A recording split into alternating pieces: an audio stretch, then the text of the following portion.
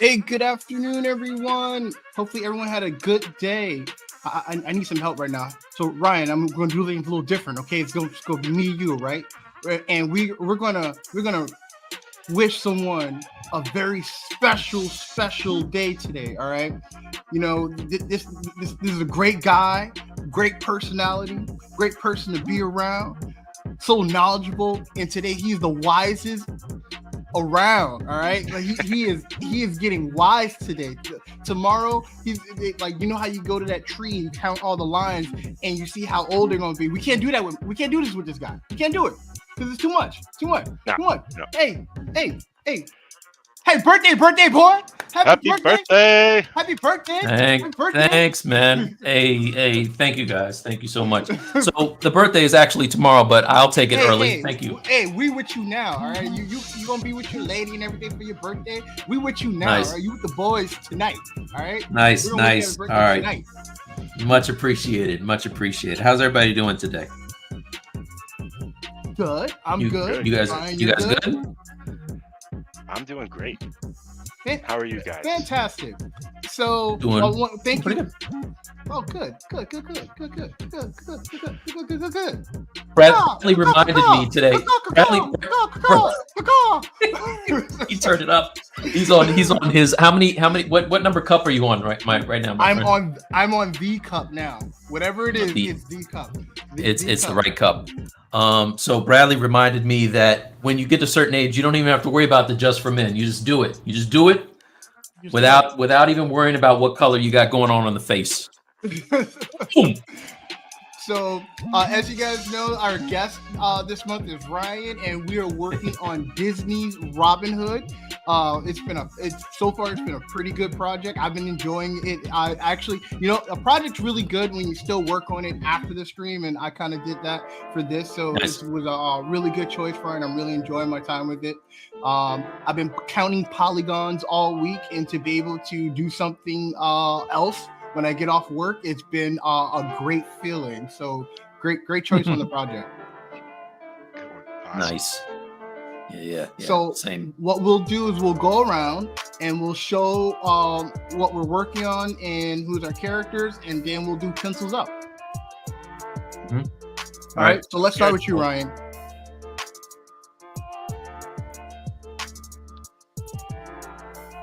So right now I'm going to finish up Tag Along, which is the littlest of the kids.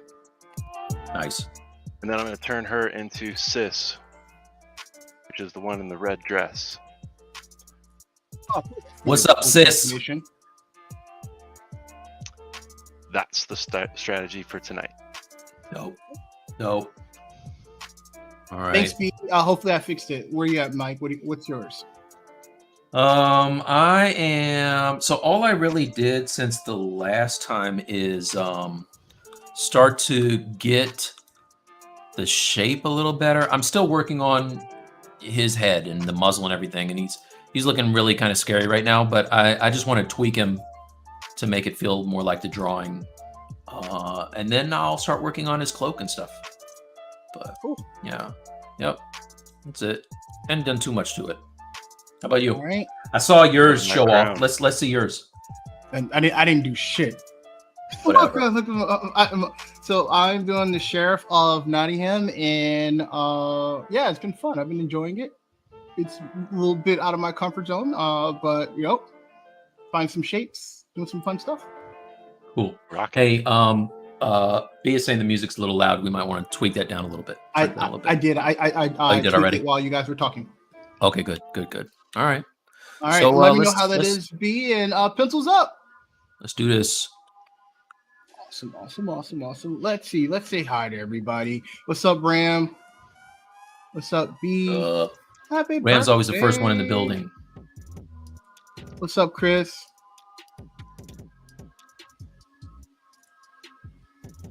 Hi, other Chris. Hey, what's up, Chris? Mike. Thank you. You guys are getting the happy returns, Mike. Thank you, Jamie. So truth be told, my numbers on I put some fake Facebook birthday on there. So Nobody online knows when my actual birthday is. You got to come to the Stylus League for the real deal. And this is where you get it. I don't know if that's a good thing or bad thing. Hopefully it's not too I don't bad. know. Hopefully they don't as long as they don't put in some calculus and figure out where you were born and the city you were born and your location and pinpoint And my your social social number. media. Yeah, exactly.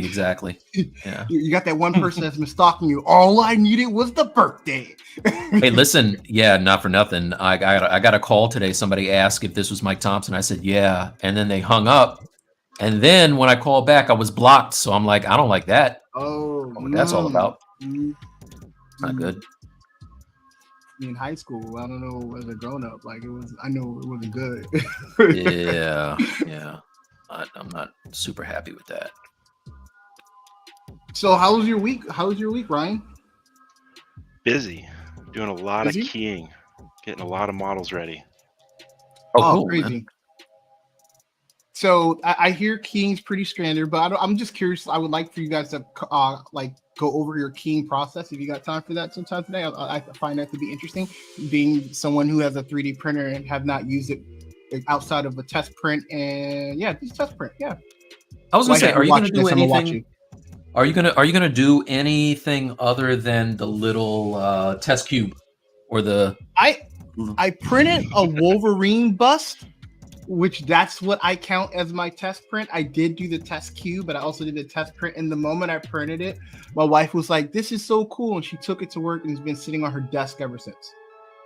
So, well, the good thing about that is you can just press play again and print another one.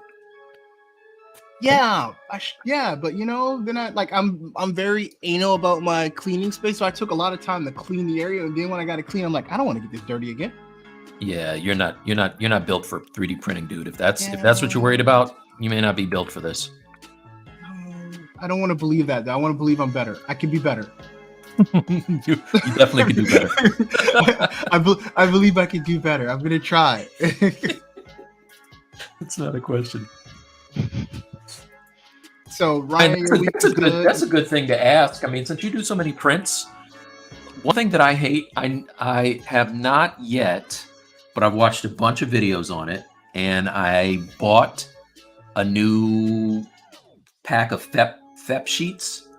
I need to change those out, but I'm not looking forward to it. How often do you change your FEP sheet? Probably every 3 months or so. Okay.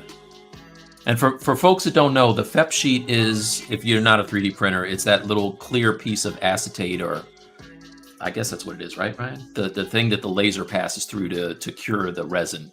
Yeah, at the it's bottom of your tray. Thin, clear, drum-like piece of plastic. Yeah. However, I did just switch to the new NF EPs. Okay. Do they last longer? They are almost 3 times the price. Mm-hmm. This is the first one I've actually run on, and I haven't changed it out yet. This one's been good for about a month and a half now. Okay, so what is that? Like, I was reaching about like what is an NFT, whatever. It's got an extra coating on it that's supposed to help with release. Okay. Oh, okay. So technically, it should last longer. It should, in theory, but I will be sure to find out quickly. Nice. But basically, if you're new to 3D printing, that layer of resin that's in between the LCD screen and the build plate, it creates a vacuum, which that piece of plastic in between the screen and the resin is what allows it to bend and pop off without damaging the screen. So that should help with the release, which should not stretch out and wear out the that plastic sheeting too quickly. Do you use a Wham Bam Flex Pad Flex thing? Because I love mine. I don't. I have not gotten around to getting one. I've been meaning to. They're dope, man. They're so nice. Yeah, I love it because I don't even have to take off the what do you call the thing that screws on there and holds your model? Whatever that plate is that holds it. Yeah, the build plate. I can just pull off the Wham Bam sheet and I have an extra one, so I can clean one and have it on the standby, pull off my model, pop on the new one, and then I can go about, cleaning and curing my model, and always have one at the ready. So it's pretty dope. So mine, I actually set in there very specifically. I tilt it slightly to the left so that it sits on tight, and then I tighten it down real tight. And even popping models off, I've got a whole process where I take the whole model off, I set my spatula flat against the build plate, and I whack it with a hammer. Oh, word? Yeah. So the thing about that plate that's nice is that you don't have to do any of that. You just do a little bit of this, and it bends, and it pops right off like it's like using a non-stick skillet. You know? It's so sweet. I know the other guys that are working with me, they do use them too. I just haven't gotten around to getting one and getting it installed. Yeah. So when you're doing your print runs, like, is there like I'm pretty sure, is there a certain time of them? Like, you say you release about 3 a month. So is there are you handling the printing and then you guys are shipping it and all stuff? Like you have a month where it's just like, or a couple weeks where you're just printing. Like, I can't imagine the films like just sitting there printing all day. We try to get as many. I try to keep the printer running as much as possible. Because I'm always doing test prints and seeing if I can optimize something, and my keying is getting better every time I do it, because obviously with the more failures I've got, the more and faster I can learn. So which is I know big one. Mike may not believe this, but that's probably one of the reasons why I don't print, because I don't like to waste money. I got that flashlight. I know, right? Yeah. There's maybe on this one particular thing you don't want to waste money, but on that same question, how much money are you losing because you're not printing enough? How much was this thing? How much was this thing? Like, exactly, it's the barrier of entry is what he's. Hey, losing. But so here's the thing. When we first bought it, it was like what, $600, and now they were on sale a couple weeks for like $300. So I lost about $300. Well, my printer's already paid for itself a few times over, so I'm sure. If I can finish the molds on my Hulk. And I worked it out. If I can finish the molds on my Hulk and sell 2, I've paid for all of my materials and my printer. Right. So that'd be nice. You know what? I'll print this for my daughter so she'll have something I made. It's cute enough. Should, man. You have kids, man. I would be like, if my kids were little, I would be printing toys like crazy, dude. Dog, if it's not Fortnite or a dinosaur, my daughter's not touching it, my son's not saying hi. All right, that's how they getting down. That's how. Well, I understand that Fortnite thing. I made the mistake of my son. He's just old enough to have played Fortnite before he got too old to be interested in it. But I remember he cut the grass for me one time and was like, "Hey, Dad, if I cut the grass, will you put $20 on the PlayStation card?" I was like, yeah, sure. Put the $20 on. Dude goes on, and I was like, listen, this thing has my card attached, so just spend $20 and that's it. Why did he spend like $140 on skins and dances and all this other? I was like, yo, man, I might have to go to jail on this. So I didn't, but not cool. Not cool at all. Oh, Tony, I could have done without seeing that. It's not good. So, actually, my first contract job, Pam and Tommy Lee documentary. Actually, that paycheck paid for my 3D printer. That paid for my 3090. Sorry. Yeah. Well, yeah. Maybe which I one? need to do something there. Yeah, you should. You should. That would be nice. Well, the first, they paid for the first 3090, and then the second 3090 paid for the one after that. First world problems. Hey, look at you over there with all the 3090s. Hey, all the 3090s. Hi, Mari Cat. Hi, Mari Cat. Hey, Mari Cat. Hey. No, thank you. I appreciate it. starving kids in other countries who can't get one 3090. Bradley's got a bunch of them. Mike, you still baking that awesome Invincible piece? So here's the deal. The story is. Here's the deal. What had happened was, Stolo, I got sidetracked, and I did not get to the baking part on that per se. As of yet, have like one of maybe the next stream. We need to have like a stream and like where we just maybe a project. We go through the archives and like finish it off. That would be like. Amazing. Or at least put it in order what we're going to tackle first. Yeah, I'm finally getting back to my Lion-O, which I can't wait to actually print. So that's going to get done. Which was the first Stylus League project. Very first Stylus League. Yeah. And it's only been a year, man. That's pretty good for me, actually. You know, that's actually pretty damn good, you know? Like, yeah. But you talking shit on my Guyver, and you got the whole... Your thing is older than mine. I've got a folder full of misfit toys, Ryan. They don't even know. Oh, so do I. What's up, Tony? What's up, Tone? Don't ever send us those pictures of Thanos again, please. Yeah, I refuse. I refuse. Is it something to buy or something to admire? Which one is it? Neither. Something to have nightmares about, probably. Oh, well, now I want to watch that. I don't like scary, Tony. Why are you doing that? Not the kind of scary you're thinking. He's still waiting on Tetsuo. Wait on it. Chris is right. Dang, Chris was right. Chris is showing up on your birthday to tell you all the things you didn't do.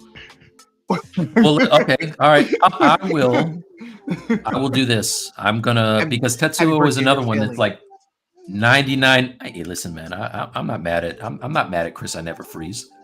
I will make a list and check it twice, and I'm actually gonna get stuff done. That's my promise to you, Chris.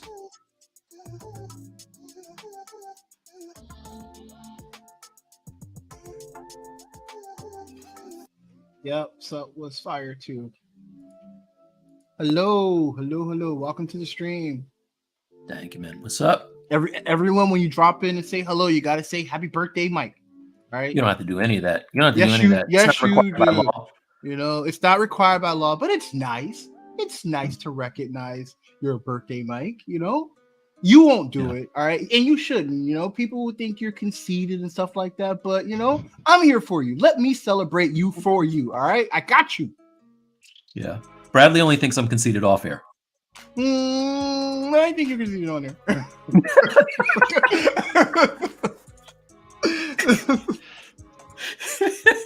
It's true. Yeah. Chris, every stream is going to say how you like sold yourself short. Nice. Okay. All right. Well, hey, look, I'm not above being shamed into finishing something. That's actually probably the best way to get me to finish something. CB, why you starting fights? Everybody knows how I feel about Thor. All right. Oh. All right, not everybody. No, you know what? Not everybody knows how I feel about Thor. So I'm gonna tell you how I feel about Thor. I blame B for your reaction to Thor. I feel like you would have been way more open-minded. I blame him. I should have trust B. I should have trust in B. All right, he was. You right, did, and he was right.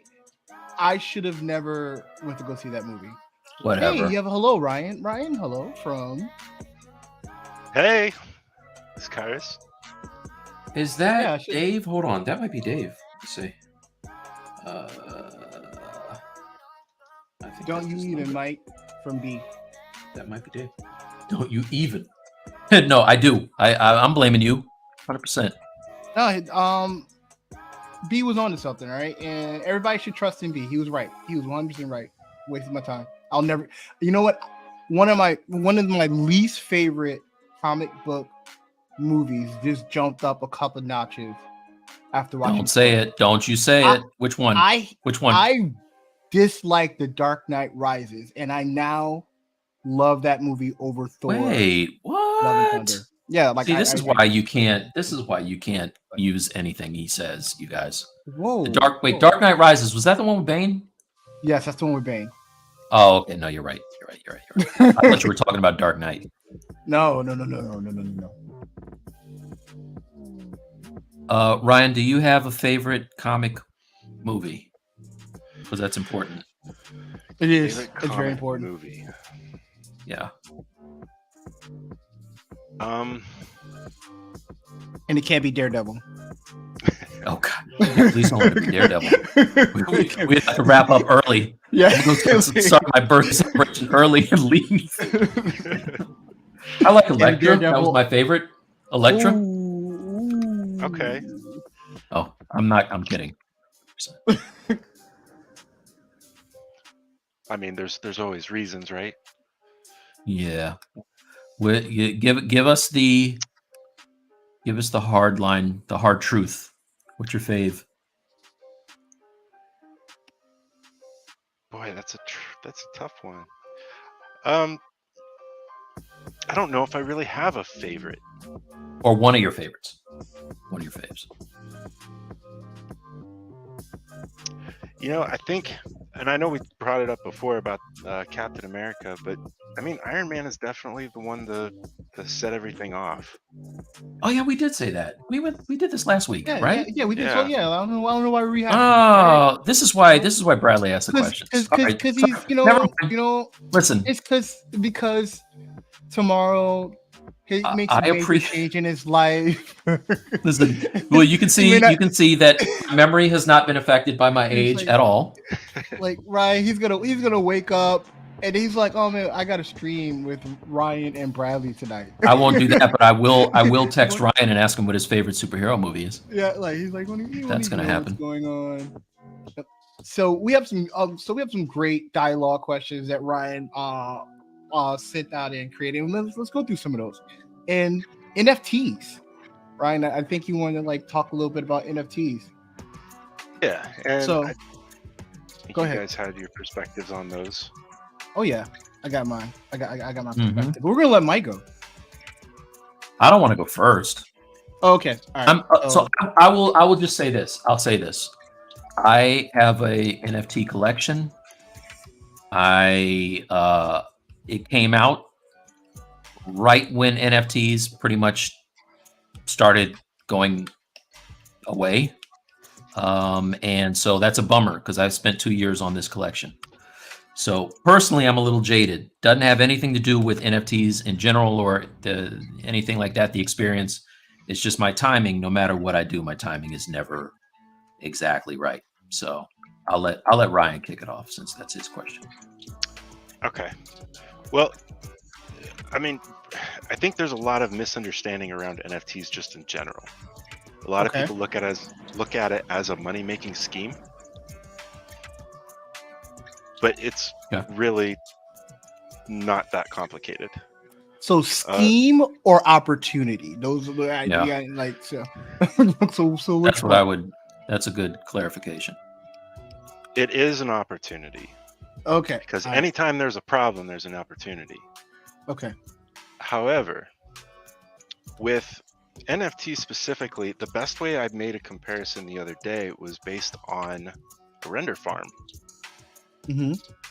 An NFT is basically just a contract. It basically only says that you are the original creator of it. And then you can sell it to someone and then they can sell it and et cetera, et cetera. Now, residually, you can add a residual income off of it every time it's resold. It works very well for trading cards, which is kind of what it is now. However, with our work specifically,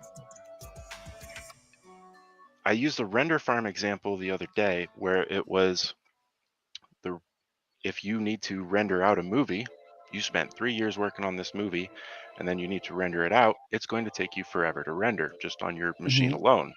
So you send it to a render farm. That's what cryptocurrencies essentially are capable of doing. When you submit an NFT to a blockchain, it's kind of the same concept. You have a bunch of computers putting all the processing power together to make sure that it's tied to you. It's making your product. Once that happens, then you redistribute and you can sell it off to someone else. So for instance, in our own industry, if all of our work was minted as NFTs, no matter who uses your model or animation or rig or game code or whatever, because all of it can be minted, you will always get paid for it being used forever on, right? Because it is permanently yours. Right. So I think the way your position coming at it, like you're coming from a technology perspective for NFTs. Well, that's what it is. Well, no, but so I guess my perspective is a little different then. So there's the technology part, which I think is awesome and great. But NFTs to me is the same. The NFTs were only valuable to the same people who were collecting art before NFTs came around, right? Like I think for like the very few of us were able to really capitalize on it. Like I would say, really big name people. But if you weren't collecting or in the market of collecting before NFTs came out, it wasn't your bag. I think it was easier for people who weren't like the really physical painters to have an opportunity to get some new light. But I think NFTs were not for regular people trying to make investments. And like I thought it was cool, like a lot of people, like you saw it, like every artist that can create something was trying to get into NFTs to try to get a bag. But like I just thought like it was like everyone was always stressed about like getting NFT projects or trying to clone them. I'm like, but are you getting rich on that? Like what about your work now is dramatically great that makes it now super valuable? Well, see, I look at it from a little bit of a different perspective, similar to that, and I see what Ryan is saying as well, which is good for the artist, right? The great thing for the artist is it is your work. You do get paid for it, and you're going to, every time it's sold, you get a little bit more money. So the royalties are nice. The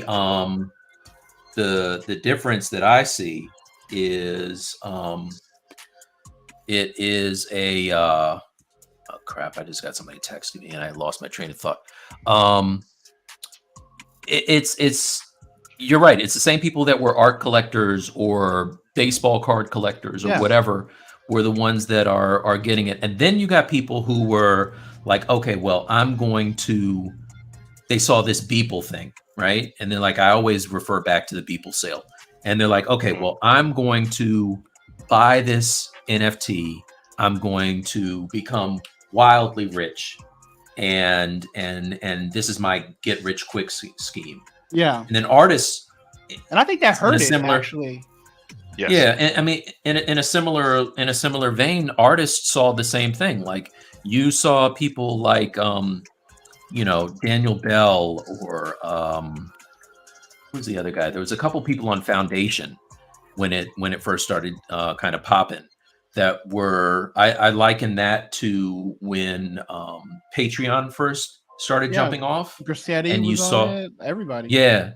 So remember when Patreon first came out and you saw Sakimi-chan, who's like getting 60 grand a month, and every artist that I know was like, yo, I'm getting on Patreon, I'm gonna become a millionaire and blah blah blah. And you would realize that unless you were whoever this name is, you weren't really making it like that. So I think that's the NFT deal, basically. Well, to take it a step further, we look at what we're working on right now, right? These are technically Disney characters.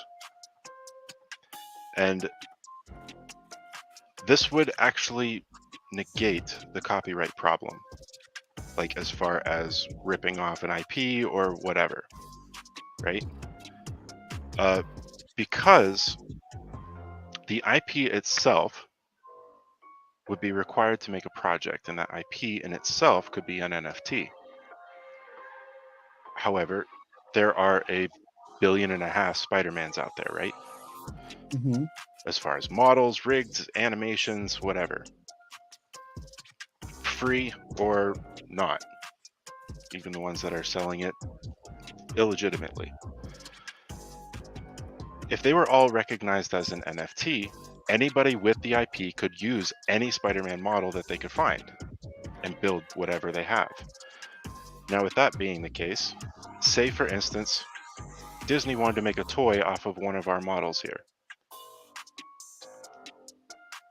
With that, we could have a limited number of NFTs specifically for that model, in which case they would purchase out all of those NFTs and then distribute based on how many NFTs they have, being limited by the original artist. Mm-hmm. Now with that, they have an IP behind it, so they actually add value to the original NFT. So with their IP, they back the NFT of this model, which basically puts 2 NFTs into one, doubling the value. Now, say they were to send that off to another company to actually have it manufactured. The manufacturing company would actually purchase the NFT from Disney. That would include the IP, would include the model and all of the design docs or everything else that they tagged with it. This is all done on the blockchain. Mm-hmm. Okay. And the blockchain is basically that secure route that makes sure that we get paid every time that changes hands. Okay. Which means that the cost is actually significantly lower for Disney to get their hands on this model. However, we as individuals get paid more because Disney wouldn't be the only one actually paying us. The company that would actually be manufacturing it would actually contribute to our pay. The company that actually retails it would actually be contributing to our pay. Even Yeah, so, if but I think you're still illustrating about the tech. Like I agree in like the concept of NFT, like 100%. My disparity in NFT is like who's setting the value on the NFT and what are you Well, considering that's valuable as an NFT? yeah, that's what Well, the that's- market will bear. But you know what? The scenario that Ryan just put up, I would beg to differ. I would see Disney sending out a cease and desist and say, you need to pull that NFT and burn it because that's our property. We did not give you the rights to work on that property. This is Disney. This is not Joe Schmo. They're shutting down people who make t-shirts without their permission, make merch without their permission.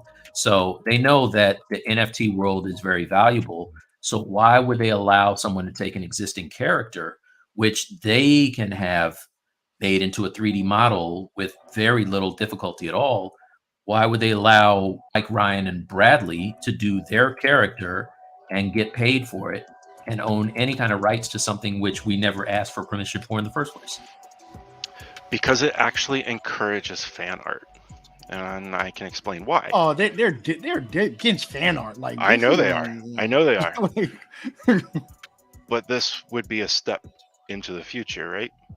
So it would actually encourage fan art because anybody and everybody can mint whatever they want. Once it's minted, there's nothing you can do about it. It's permanently on the blockchain forever. Until it's burned. They can 100% send you a cease and desist and tell you have to burn it, get rid of it. Sure.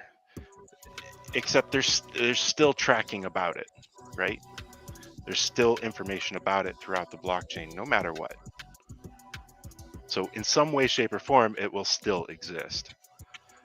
Now, the thing is that they own the original IP. And just as our own quote-unquote honor system works now, that when we work on something, we have permission for it, there's a difference when they actually validate it. That IP could actually validate it and double the price of the NFT. Now, obviously, that would actually encourage any fan artist to want to get approved and get backed by the IP, right? in regards to that, the more that that's produced, the more their income is residual. Now, even like, for instance, when people trade collectibles, when you trade a statue for another statue, or you buy a statue from a friend, right? If it's minted all the way through on an NFT blockchain,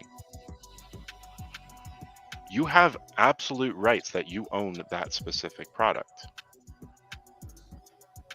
And if your friend takes that, say they pay you with cash, they have no proof that that transaction happened. Even a receipt can be forged, but the blockchain can't be. So you can use the blockchain to get your toy or figure or whatever back, unless you made that transaction on the blockchain. So even trading your figure to somebody else, you would still actually, as the original artist, get paid automatically. The only thing about that is you are talking about NFTs and then you're talking about physical items, which not an awful lot of people are doing, both physical item or doing physical items with NFT chips or RFID chips, whatever it is in there that allows it to be associated with the blockchain. It's not a whole lot of people doing that at the moment. So, No. I mean, They're it can not be doing- done. It can be. There's Yeah. not a lot they're doing with it at all, other than Right. trying to make a quick dollar. However, it could change how we make money in general infinitely.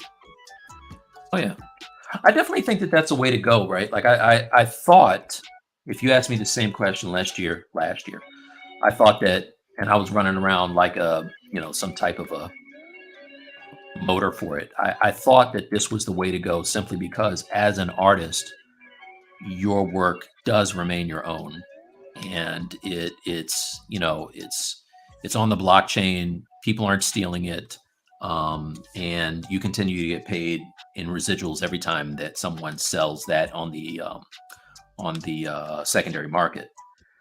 I don't know. I guess I'm just a little jaded now because the market is so bad, just in general for everything, that windfall that artists were experiencing, this time last year is gone. Kind of like the housing market. Remember when everybody was getting houses and the bubble burst and everybody was upside down? It's kind of like what we're going through right now with NFTs, I think. Well, let me put it this way. This is actually a really quick and easy change to make, because as artists, we actually have control over whether that starts or not. The next time you were to get a commission, offer it as an NFT. If someone asks you to model something for whatever project or anything, say, sure, I'll mint it as an NFT. You can buy it that way and pay in Ethereum or whatever coin. What? A chance whatever. of someone actually agreeing to that. Have you done that? No, I'm just saying, what a chance of someone agreeing to that? Have I done it? Yeah, No, is that- because I would have changed the entire industry by doing that once. I don't take on a whole ton of commissions anymore, Mhm. but it would be a viable option if the right opportunity came up. So, if I understand that analogy, so Mike, if you were to be contracted to make a poster or an art for a Netflix movie, you would say, sure, you can buy it from me from an NFT. Yeah, and NF Netflix would tell me to go kick rocks. I mean, maybe a private. I could see a private commission. A private maybe one, going for that. maybe. Yeah, but if it's a client like HBO or Netflix or whatever, just the legal aspect of it would be a nightmare, and they would not want to deal with me at all. Like, I came to you to get this made, right? It actually simplifies it significantly, because we can use the Netflix example, for instance. Mhm. If they wanted to have you make a poster, right? Well, that poster is going to be made digital. It's going to be probably made physical. It's going to be on billboards or whatever, right?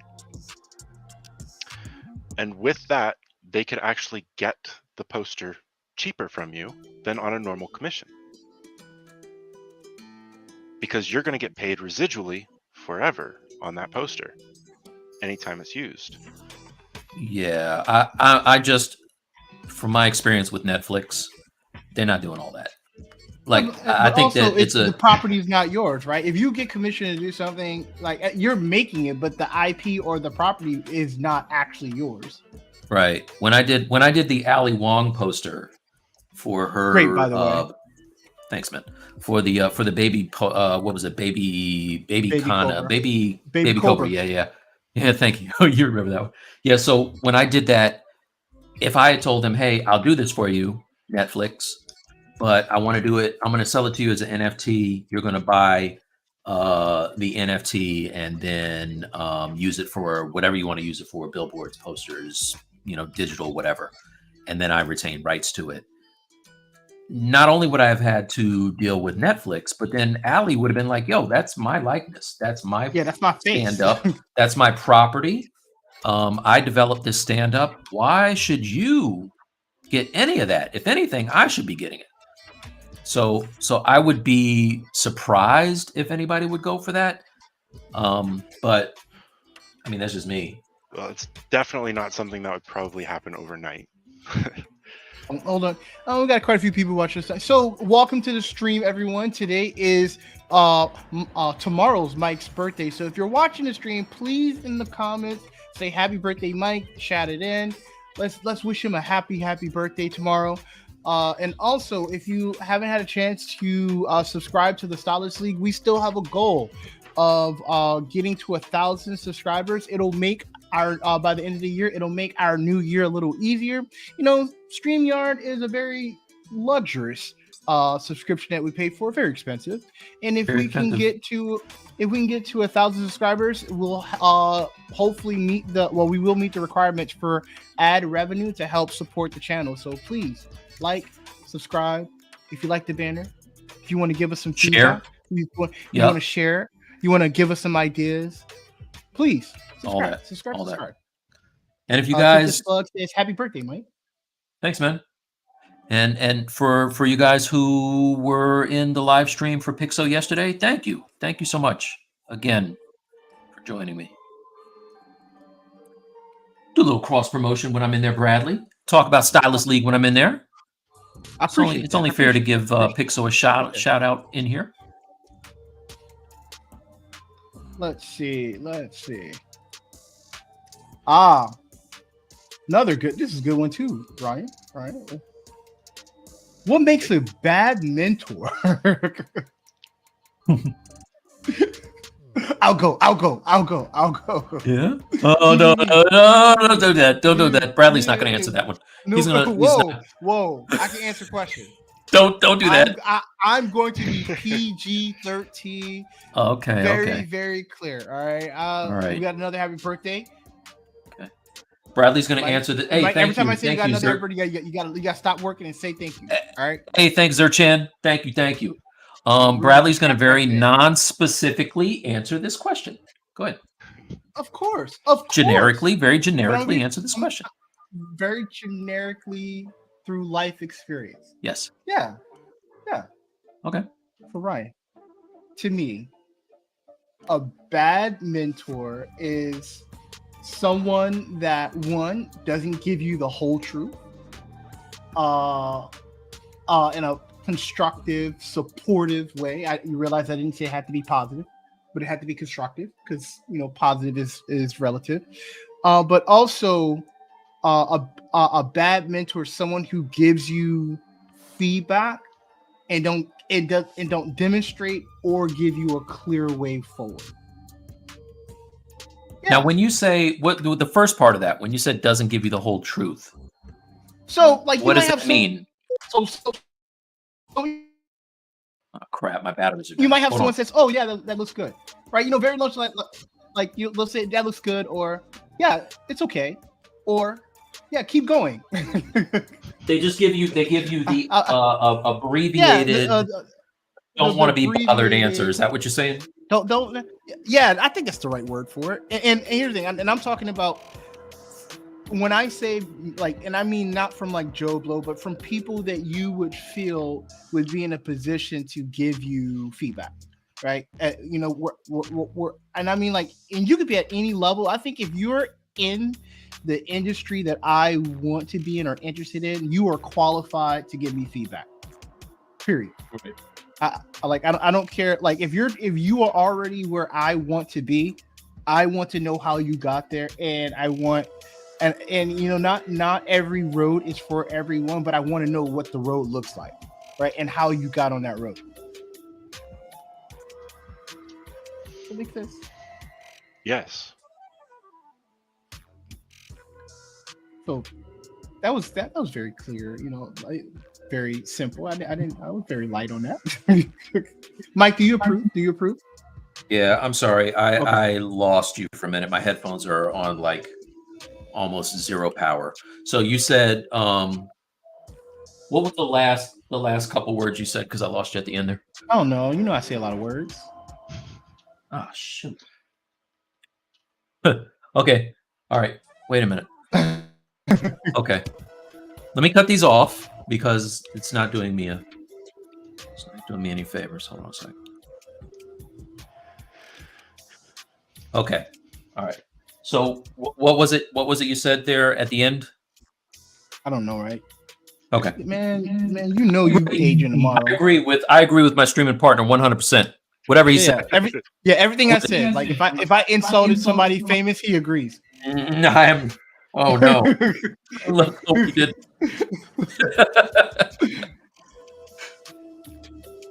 All right. Well, what did Ryan say? I gotta. Ryan hadn't had a chance to answer. Ryan, you haven't chimed in yet? Okay. Ryan, what makes a bad mentor? In my perspective, a bad mentor is one that is wasting your time. Okay. What I mean by that is, well, kind of what you were talking about as far as the lack of enthusiasm as far as return responses, the non-constructive work, right? Now, there can be some value to that. Some people do learn that way, as far as like figuring it out for themselves. However, your mentor should be your advisor as far as pushing you forward, right? Yeah. Helping you make decisions and learning how to make the decisions properly. Your mentor should be capable of stepping outside of whatever you're doing. And sometimes that means that your mentor might not even actually be in your industry, but be able to look at it from a third perspective. Sometimes it can actually be a mixed bag whether they're in the same field as you or not. So that kind of changes the question. Is that like, are you saying mentor as far as like life mentor or career mentor? Because I address mine from a career perspective. Because life mentors could be across anything. Both. Because the funny thing is, if there's a difference, if you're a different person when you're working versus when you're doing your own thing, one of the places you're lying. One of the places you're not you. Well, I don't know about that. I'm an a-hole all the time, baby. I don't know when I'm not. Bradley is a bit of an a-hole. When he's not working, he's a bit of an a-hole. I will tell you that. I am consistent. I am true. It's true. When he goes to work, when he puts on his work hat, slightly less of an a-hole. I'm less. Yeah. But I can tell you this: the people I work for are funny as hell. So you know. Yeah. No. With that though, there's a mixed bag of, because our field is kind of unique as far as mentorships go. Because typically you wouldn't want to compete with your mentor because you're typically going to lose. However, I don't know about with that. our industry, I plan to F Mike up. And then Well, first of all, like Bradley, let's be clear. I've never mentored Bradley, so he wasn't talking about me earlier. Full disclosure, just letting folks know. So But this weird obsession that Bradley has with replacing me is a whole different thing. You think Happy birthday to me, bitch. What'd you say? Like, you don't think if I'm around you all the time that you're not mentoring me at some level? Just because I ain't paying you doesn't mean you're not mentoring me. Well, I don't like that. I want money. See, now that brings me to my next problem, like the greedy mentors, right? So, All right. Well, just because I'll get to that one in a sec. yeah. Let's get to I that. don't like giving you free advice. That's called being a friend. Okay, well, don't call it a mentor then. I can be a bad friend to you for free. No, but friends can be mentors. Yeah, I guess. God. All right. Well, Go look, ahead, Ryan. I'm sorry. I think we all can agree we're talking about paid mentors. Paid I don't mentors, think so. yes. Yeah, No, but we when you're just talking about- that's what Ryan and I are talking about. What are you talking about? So, but when you start to mention, like, why would I pay someone across a different industry that I'm not interested in to mentor me? Because typically when you're looking at an advisory role, the advice is universal. You hear it all the time. You just may not want to actually apply it until you've heard it from somebody that you respect. So in my life, I've had the opportunity to take a lot of executive mentorships, executive coaching, stuff like that. I will say that there's a lot about those things that do help as far as like working with people and people relations. But like when I'm thinking like career, what I want to do, like I have not found someone that can mentor me that has not tried to do what I'm trying to do. But when it comes to like people relations and stuff like that, yeah, a lot of that stuff is like cross, like no matter where you are, you can apply those things. Sure. However, that's specifically talking about like if you wanted the CEO to come down and mentor you. If they're in a place that you want to get to, absolutely. Mm-hmm. However, that's not usually the case. They're usually quite busy and they're not usually doing mentorships. So how would you find an advisor to get you to a CEO position as far as like in a game studio? I would talk to a CEO that's in the game industry. How many CEOs do you know that are actually doing mentorships?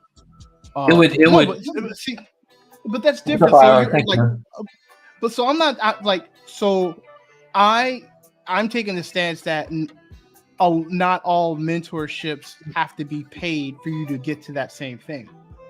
Like their experiences, like people could say right now, like, you know, I'm really following what Elon Musk is doing, and I'm following his action. Like I'm using it like as like a mentor of my life, right? Like I'm I'm really into what Bill Gates has done with his life, and like so a lot of people's life experiences can be a mentor within itself as well. Sure. Now, it's all about keeping you focused, right? Yep. A mentorship in general has to just be somebody that has had enough experience that they know how to handle conflict and know how to move forward. Anybody that has achieved that can be a mentor. Mm-hmm. Yes. It doesn't matter what the challenge is, the same formula will typically apply. Now, it can get more and more specific. I think we need to have I think we need to kind of have some ground rules, right? So like obviously if we're talking about Joe Clark, you know, I'm a 14-year-old kid in a inner city high school, and I got Joe Clark who is, you know, seeing something in me and wants me to, you know, better myself and get a great job and get a good life and all that good stuff. Mm-hmm. That type of person can 100% be your mentor, right? All day. Sure. You can have business mentors who help you kind of navigate your way through Yes. a new situation where you may not be familiar or Correct. comfortable, whatever, right? Well, I think what we need to stick with is, and I think the question pertains to specific people who are doing what you want to do, and Yeah. they have the That's what I time. think we're talking about, right? Yeah. So, I mean, Okay. all this other stuff is like, this is like conjecture, right? So we could Yes. talk about all this if we want to, but I think the question is, okay, I want to reach out to, person A, as somebody who is doing what I want to do in life, and I'm concerned because I've heard that they, for whatever reason, are not a great mentor. They don't actually put in the time or follow up with you or seem interested in Yeah. making sure that you are getting where you need to be.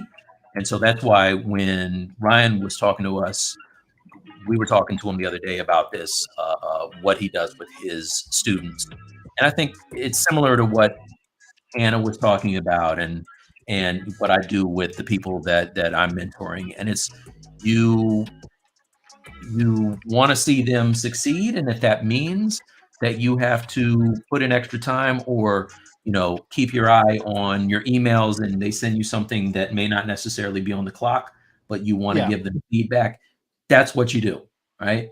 um, I know for a fact the scenario that Bradley's talking about, and it's one of those things where you get too big, you take on too much, you have too many students, and you Yes. can't keep track of them, or you may not have the Yes. desire to spend all of your time just keeping up with them, and people fall through the cracks, whether it's good intentions or bad. So that's, I think, where we need to be. Yes. That's what I'm referring to. Like Yep. from a career, like a career perspective. Yeah, but I mean, life coaches, mentors, for all that, that's all good, but I don't know that it Yeah. applies to what we're talking about.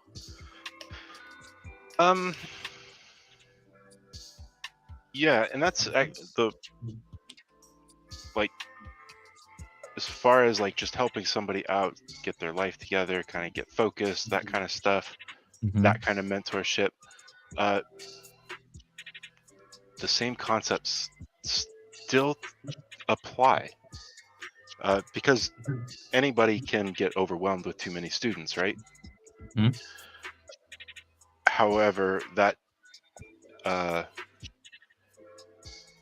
even with moving forward with a mentorship that may not be an expert in your field, Mhm. they can still help you organize goals, whether you're making a decision, whether you should make a shift, maybe if you should make a different play strategy. Someone that's going to be strategic with your goals. So, but I also think it depends where you are in life, right? Like, so for me, I am a career changer, right? When I'm looking for a mentor, I'm not looking for someone to help me with my I want to know, you are working at X place. What do I need to do to work there? Right. That, like, I want to know that, like I like the whole organizing stuff like that. And so another comment that you said, if someone took me on as a student and you didn't have time for me, I don't hear that shit. You shouldn't have took my money. Right. Like, Well, that's another thing too, is a mentor should never actually be costing you, right? You should yes or always no, be. because so if I'm gonna be, if I'm like, for like, but you have a paid mentor, people pay you for your time. I 100% believe mentors should be like, you should pay for that service, right? Like because I want to buy your undivided attention, because I respect that you got bills to pay, you got a Right. family to feed. I don't Right. want your free time. I want your paid time. Yeah. If that's something that I do a little bit differently. Okay. So when I first started teaching, I actually taught for free. I had 22 students, and 2 of them actually finished the course. Out of the free students, the 22, only 2 finished. The second time I taught, I charged $100 a month for it. I had 12 students. 8 of them finished. And I kept repeating this over and over and over. And I found that actually the more they invested up front, the more they were committed into their own success. So I think we're And- both Yeah, that makes agreeing sense. there. That makes So sense. I use the money side of the mentorship as a qualifier. Are you hungry Okay. enough for it? With that, and that price is based on my own experience and my own knowledge, and if I can even help you get there, because I turn down students all the time because they're either not ready for me, they're not ready to get into what they need to get into to go to that next level.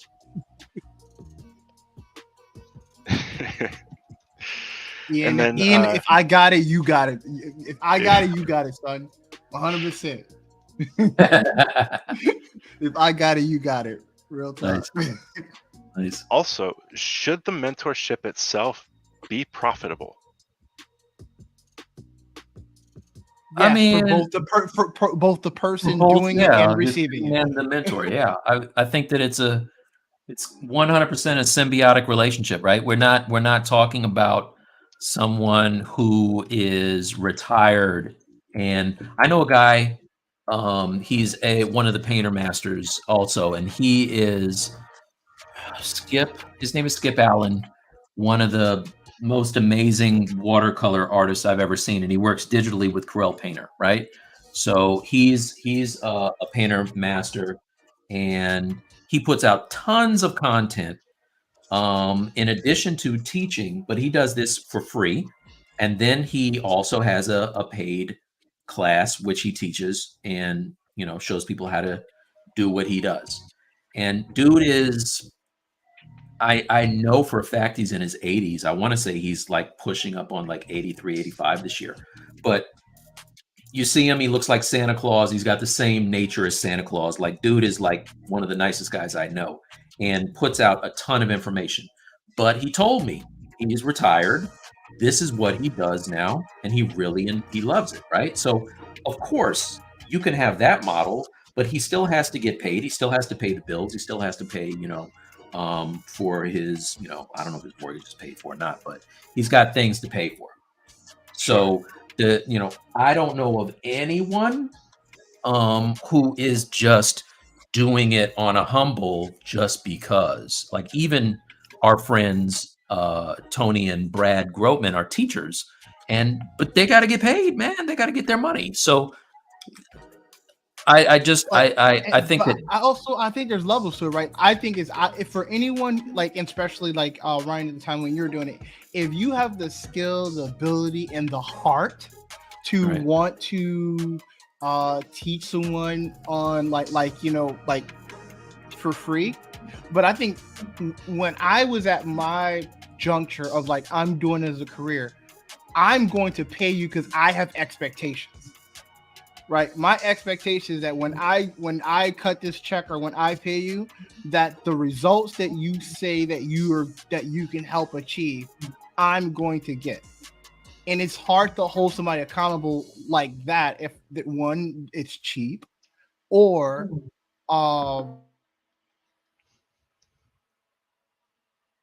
Did we lose him? Oh no, we lost the music and Bradley. He was about to make a really big point, you guys. He'll be back. Like, Oh, there he is. Okay. Bring it home, Bradley. Oh, it's worth it, you guys. Don't go anywhere. This is going to be big. He's frozen. Oh, boy. All right. Anticipation is building. I know. I think I'm back. Okay. All right. Bring it home. Dude, my point is I hate you. That's my point. I hate you. Me? What did I do? You better hate the Florida internet, man. I hate you. I hate you. That's my point. My point is hate. I'm trying to back you up. I'm your wingman, Goose. Hey, the moral of the story is, if you got my money, I want all your time. Right. Yeah, and I mean, even Ryan, like the model that you were talking about the other day is paid, right? Mhm. So there's a reason that you're charging, in addition to the fact that if people have skin in the game, they're going to want to complete whatever the thing is. I Mhm. agree. But at the same time, your time is valuable, right? Because if you weren't doing the mentoring, you would be working on your 3D prints and your models and your business and all that other stuff in order to live, right? Right. So, I mean, there's only so much,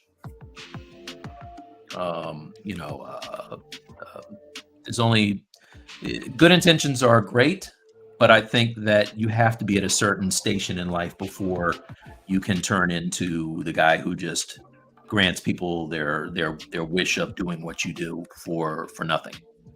You Right. know? Uh, and it's more of a question to pose whether they're a bad mentor or not. Should it Oh, be if they do it for profitable? free, no. No, No, no, I no, don't no. think you have to Like, be profitable to be a good or bad mentor. You don't have to be profitable. well, like if you have a 22-year-old that wants to mentor you in ZBrush, okay, Mhm. should it be profitable for him, who's never worked in the industry? If they are, Well, if you're so I'll tell you this. There was a guy when I was learning, his name is Andy Chin. And he was like a ZBrush, like he was in high school and I was learning, and he had something that he was selling, because I wanted to pay him. I wanted to pay him for his time. I paid him to teach me something I did not know. Right. Yeah, I see people on Instagram all the time who are like young, but they're like phenoms. You know what I'm saying? Like even on ArtStation, there are people on ArtStation who are ridiculously young and also ridiculously talented. And do they have industry experience? No, but I don't care. They have a Yeah, it's like, technique that I want to learn. And so I yeah, would go to them, and all day. Procreate's a really good example. I go on IG now. I just finally, Bradley got me into this iPad Pro, and I'm finally like using it. So I'm looking at people on Instagram Instagram that are doing these portraits that are amazing, really, really good. Do they have like formal training, industry job, any of that? No, but they're killing it. And even though I have, I've been drawing and painting for damn near 35 years, professionally. So you would think I wouldn't care about that, but if I see that one of them has a gum road, and I'm like, this technique might be something I'm interested in. Yeah. That to me is a skill worth paying for, and I think they should 100% profit off of it. So I'd apply that to mentoring as well. Yes, that's the question still stands, is should they profit off of it? And if they have something specifically that you're trying to learn, Yeah. sure. Okay. Now, if they are just trying to power through students and get as many students as possible, without any actual feedback or interaction, they just kind of go through the motions with you, probably not. Well, what if they are giving you feedback and they are like into it for the right reasons, but they don't have experience? I'm assuming that they got their students because they're offering something that they want. It may not be industry experience, but there's something that they have that the student wants and goes to. I'll use somebody like a Chris Costa. I know he has industry experience, but I would use somebody like a Hossein Diba or Chris Costa, who do these incredible realistic sculptures and renders that look like real things, right? So now, Right. even if they were just doing it for themselves for fun, and they didn't work at game studios or animation places or whatever, people still would see that and be like, yo, I will pay you whatever you're asking to be able to make my GTA guy look like he's a real person. Right. And That's the question. That's the question, right? What makes a bad mentor? Should it be profitable for them? Yeah. So why wouldn't? Why shouldn't it be? If you're getting something, it should be profitable for them, right? Okay. The retiree that is now just translating their skills to the next generation should be profitable for them. They have something to give, right? If you cannot answer that question, if it should be profitable for them, if the mentorship should be profitable. I don't know of a situation where you wouldn't want it to be profitable for the person. If they're providing a service, why wouldn't you want it to be profitable? Yeah, that's what I don't get. Unless I truly want them to kick rocks. Right. If I want to take what they have for free and ruin them, then 100%. Yeah. And then I would take classes from people who should remain nameless. Bradley knows who I'm talking about. It's a qualifier question. Okay. So yeah, but so I guess the moral of the story is if someone that you think could provide a service to help you get to where you go, it should be profitable to that person. Because I think so. Right? Especially if they have a proven record. Absolutely. Now, should it not be profitable if they're straight out of high school, they've never touched ZBrush, but they're offering ZBrush mentorships? Probably not. But they're not going to get sued. Nobody's going to. So now we got to step back. That goes to the statement: if the person has a talent that I don't possess myself, and I believe that is going to be useful, I also think it should be profitable for that person because they got knowledge that I want. Right. So you have a very specific goal for that mentor, right? You have something you want to learn, you want to get. Now, chances are, when you do have a bad mentorship experience, you don't want anything specific. You saw someone successful and you targeted them and wanted their mentorship so that you could be successful, even though you didn't really know what that was. Really? The same respect. I was duped. In the same respect.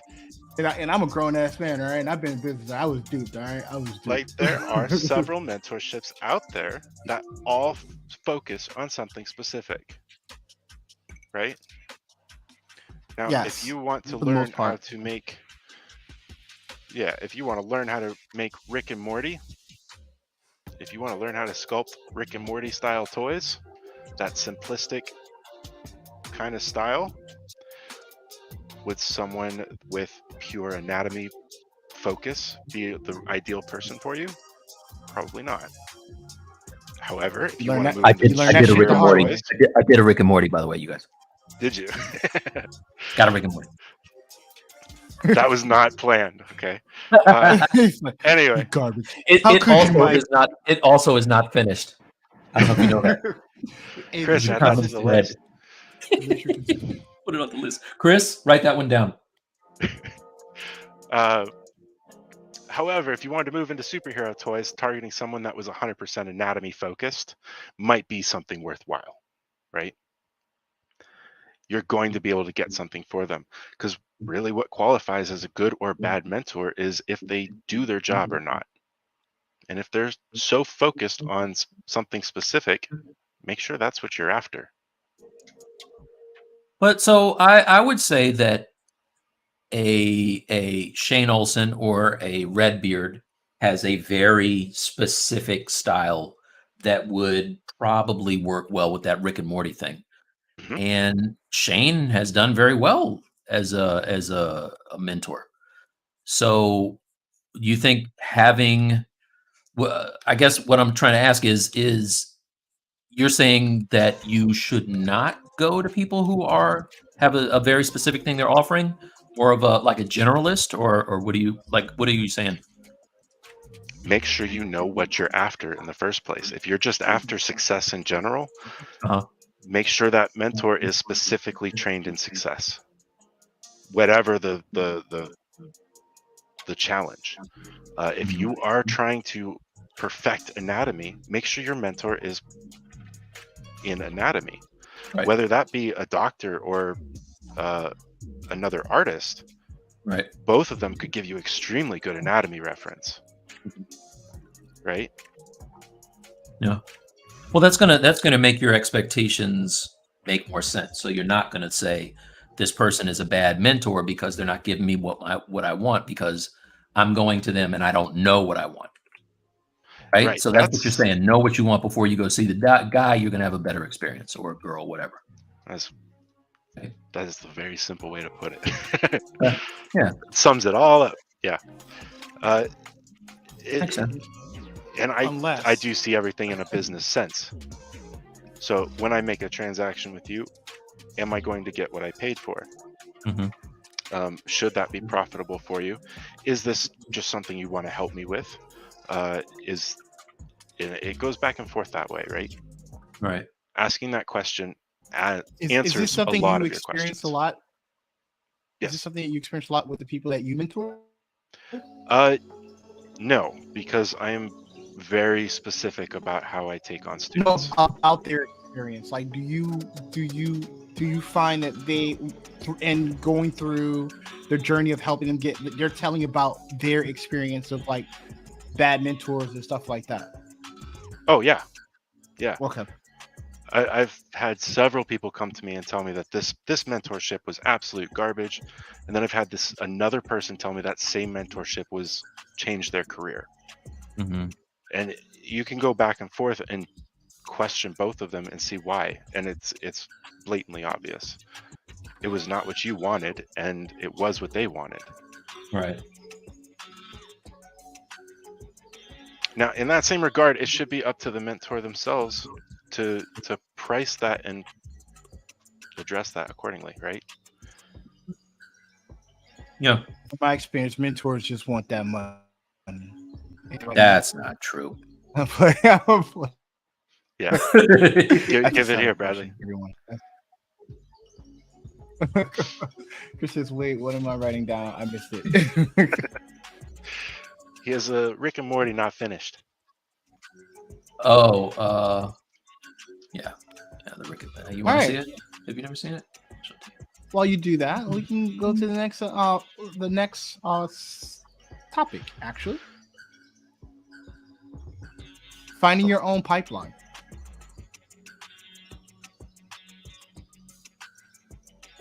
Ryan, you got some deep questions, man. Like that's some like stuff I have to like. You know when you I'll tell you this. You want to know when you're on your way to being decent. When you know what works for you and what doesn't. Yeah, you gotta. Sure. You gotta metaphorically kiss a lot of toads before you find a prince, I guess, right? As far as styles go. Yeah. I've wasted so much time on projects until I figured out this works for me. I should do this. Yeah, thing. like just because like there's things that Mike does that works for him, and there's things that I can't make work for me. Yeah. But it will work for someone. Like, because I guess it's like how you're thinking, how you process things. Pipeline talk, man. I have words. Mm-hmm. Ian, it is your job to have different pipelines. All right, you have to have the Swiss Army knife of pipelines. Yep. Every route, every formula. Mm-hmm. It is your job to have a pipeline. Well, wait, before we do the pipeline thing, I mean, I had a request. I want Ryan to tell us the Ryan Chris. What's the name of your company again, Ryan? Tell me. Inspired is the 3D printing stuff. Okay, so I want you to tell me the Inspire story, please, and tell the people how you met Chris. Tell people who Chris is, what you guys do, how it came about. That's all. That's interesting to me. That's what I want to hear. So Chris Freeze and I actually both met in IR. We were both students of 3D Character Workshop, and we started going back and forth on a bunch of pieces. And while a lot of the pandemic stuff was going on, Chris had built a lot of this already, and it was kind of leveling out. He was gonna go. He ended up going back to work in aerospace, and I was going to offer to take Inspired off his hands and just keep it going. Mhm. We've actually had several discussions back and forth about that kind of thing, and eventually it came down to that his patrons probably wouldn't be so happy if he left, and I really didn't want to like kick him out of it or anything. That wasn't the point at all. It was to keep going something that I thought he had something really good that could build and grow. So as we started talking, we ended up putting our knuckles together and making it happen. We started teaming up. We did a couple of launch pieces to kind of announce me joining his team, and then we brought Matt Patnode, and he jumped in as well. He did a launch piece, and now we go back and forth, and we constantly are critiquing stuff, and we release all under the same name. That is really the foundation of what a business is more than one person working towards the same goal. And that's when Inspired became from just Chris to a team to a business. Mhm. It went back and forth because I saw so much talent with Chris, and I didn't want him to quit. That was one of the big things. I wanted to keep it going for him till he got his stuff in order and really let it take off. So that's what we ended up doing. That's interesting. Yeah, we all met because of Ian. Nice. So I didn't know this about Chris. So first of all, you got somebody asking, what do you print? So tell kind of talk about what you guys do. Pretty much anything related to video games, TVs, movies, or anything we like. And then we try to find like-minded people and give them what they want. Chris was in the aerospace industry before doing this. That's going the creative route. Is that what you said? Mm-hmm. That's pretty dope. Okay. Well, that's a transition. Now, Bradley used to be in a Fortune 500 company, so for him to want to... You can't put a price on happiness. True. Well, I can, but you can't. Yeah, you can. I know you. Yeah, and I have, and it's pretty cheap, actually. Just kidding. It's a long story. But no, that's pretty cool, man. That's how it started, and now we're bringing on Holt as well. Okay. So we're just building and growing and trying to. So how many people are in the team now? 4. It's cool. Chris says, "Yeah, I built rich people jets." Oh, dude, would you be interested in building a poor person a jet? Yeah. Because if so, we could definitely talk. We'll talk after the show. Or a rich person's jet. Would you be interested in stealing back that rich person's jet and Robin Hooding that shit to me? Because I think that's kind of a long theme of what we're doing here. That was the whole goal in the beginning, right? Stealing jets? Yes.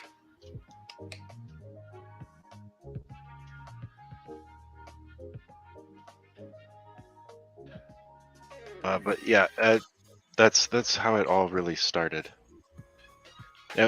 What we do print, like almost everything up on this shelf, I don't know if you can see it behind me, is all stuff that I've contributed to the Patreon. Some of those are collabs with the guys. Kit and Blue, we all worked on, Matt, Patnode, and Chris and I. Mushu and Cricky was Matt and me. Like, that's pretty much what we do. We just make as much fun stuff as we can. Said video game things too. What video game theme stuff have you done? I don't have too much video game stuff on there, ironically. I have a couple coming up. I have a big Ori piece that I'm doing. I've been working on that one for a little while, but that's a heavy environment piece. Mm-hmm. That's the main one right now. Nice. Ori in the Blind Forest. The first Yeah, one. I love. That's a beautiful game, dude. That is a masterful piece of art.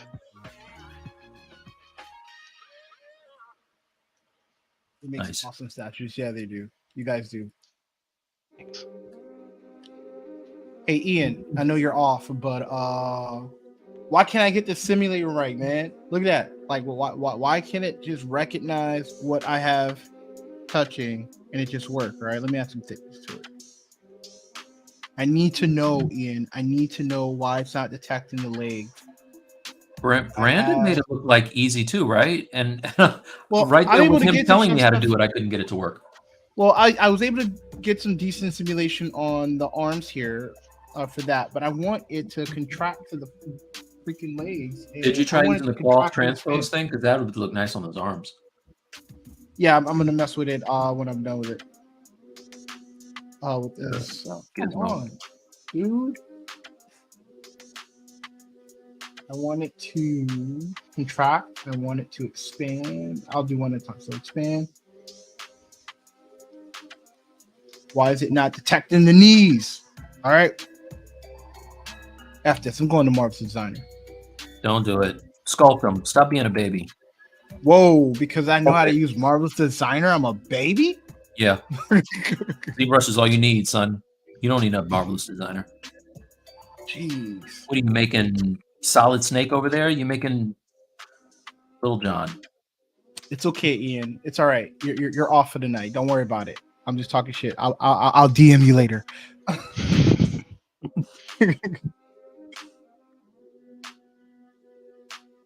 Let's see. Yes, I used to be so.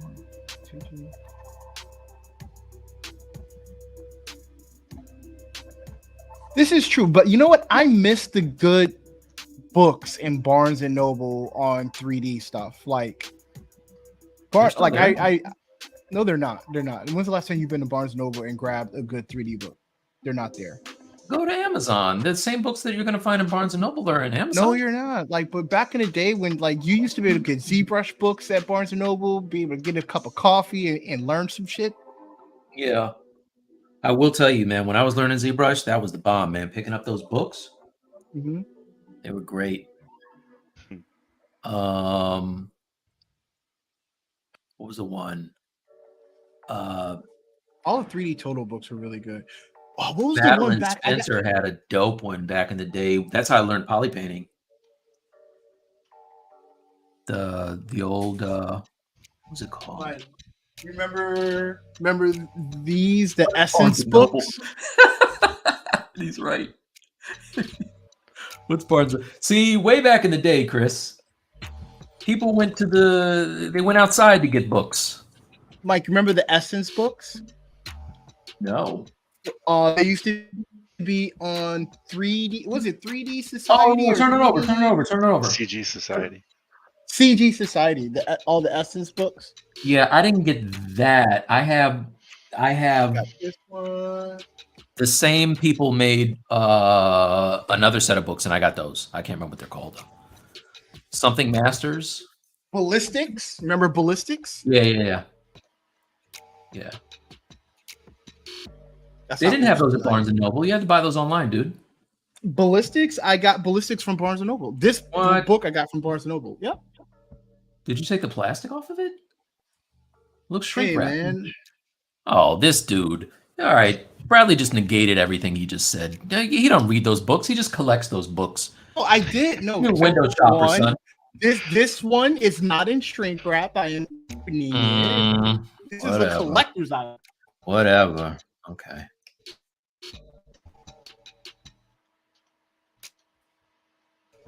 I could look at the cover for free over here. Now you remember this one, right? This one was in Barnes and Noble. Remember this one?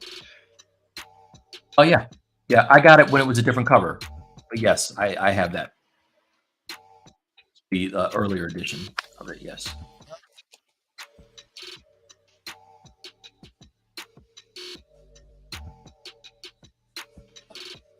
I got book collection.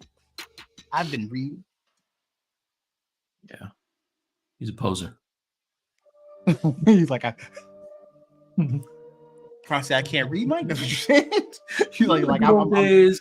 You remember the good days when I used to get a book and read? Get a book and just look at it.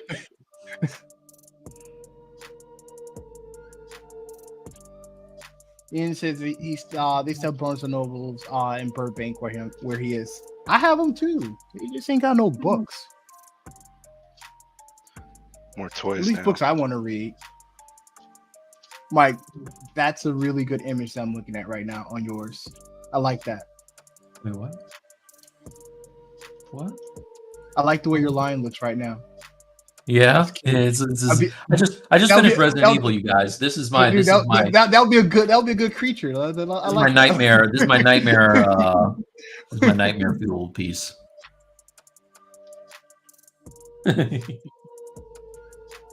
That's pretty funny. That's pretty funny. Yeah. So thank you for tuning in. Please like and subscribe to the channel. Tomorrow is Mike's birthday, so please, if you're watching, get to your computer, your phone, and drop a happy birthday, Mike. And by happy birthday, he means cash money. Rules everything around me, son. Freeze. Dollar bill, yo. Watch, now we just got flagged.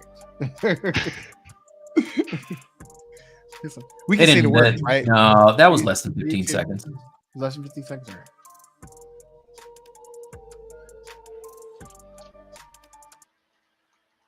No, we just got flagged. That's what we're getting flagged for.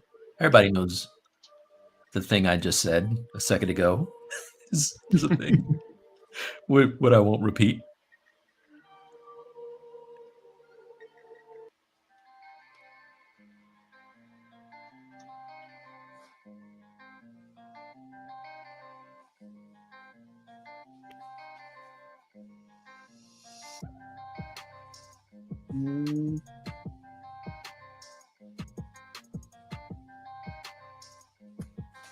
Is there a Saturday stream tomorrow morning?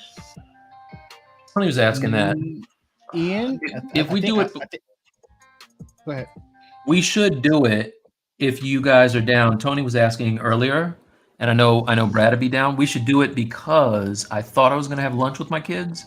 I'm going to be having dinner with my kids, so I'm down if you guys are down.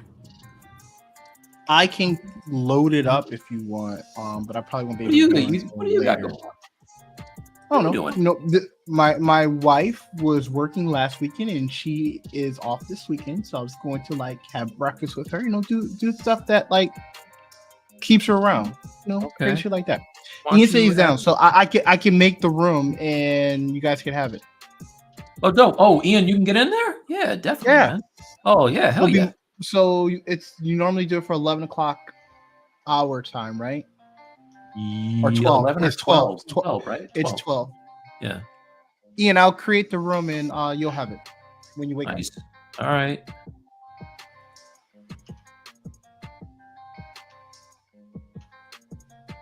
I'll send you the link in your on Discord. You guys will be streaming because my goal tomorrow. After I hang out with the wife and kids, I was going to I need to at least put a good 6 or 7 hours on the Street Fighter project. If not, I'm not going to make it, and I'm not making it. When is it due again? August 1st. You got plenty of time, dude. Yeah, if I ain't got a lot of other shit to do, Mike. You have plenty of time. 30, 38, 40.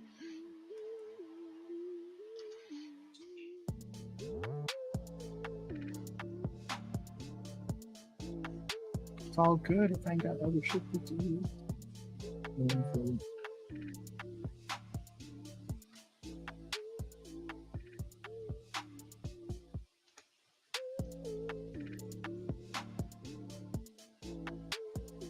Save your work. You might want to message Brad tonight, so he might have to set a calendar, make sure he wants to hang out. If Brad were a real friend, he'd be watching us right now. We wouldn't have to message him. Ooh. Streaming.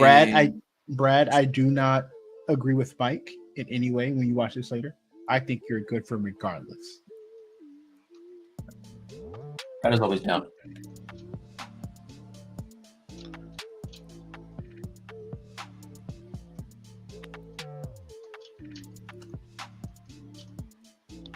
Oh, that means you get to actually stream on your birthday too, Mike. Oh, snap.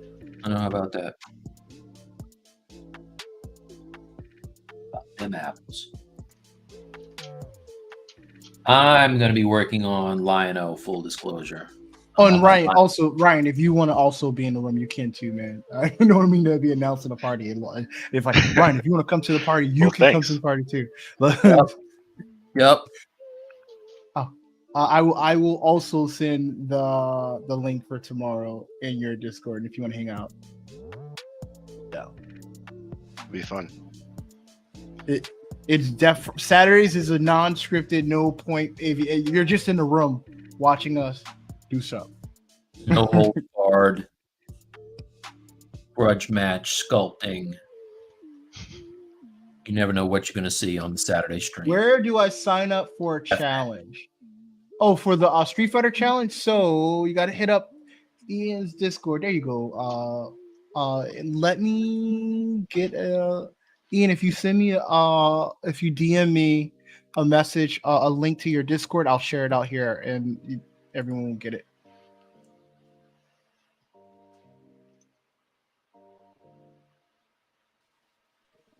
It's in IR Sculpt's Discord channel, the sign up sheet. Do you even have any more characters left? Yeah, you're going to be getting. I think there's a few left.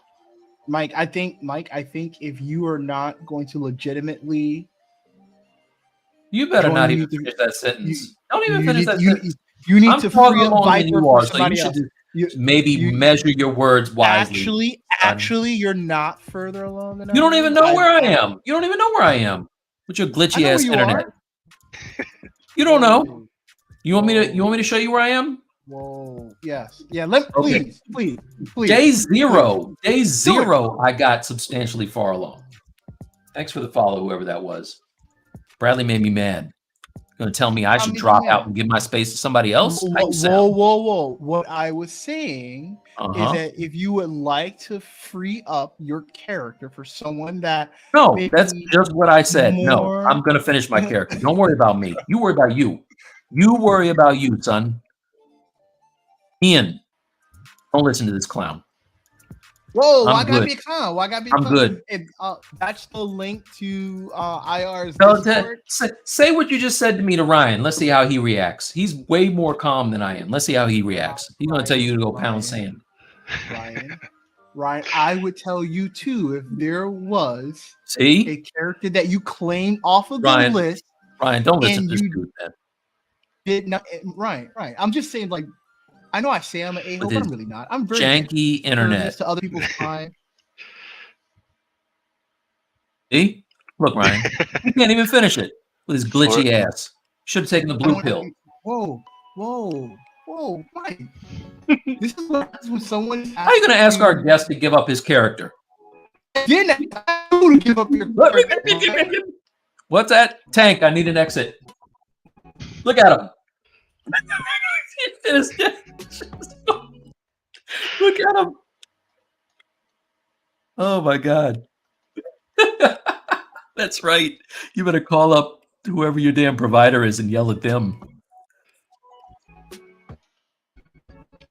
They got unlimited resources and is on a damn 9800 baud freaking router